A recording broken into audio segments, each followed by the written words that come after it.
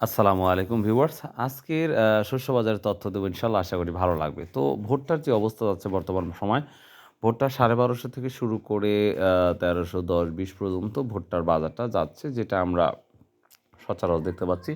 তো ভুট্টা নিঃসন্দেহে অনেকটাই ভালো হওয়া লাগবে এটাই।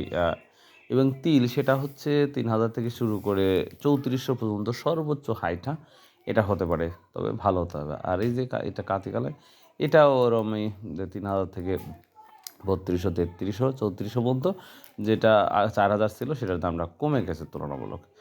এবার আমরা আসি হচ্ছে গম।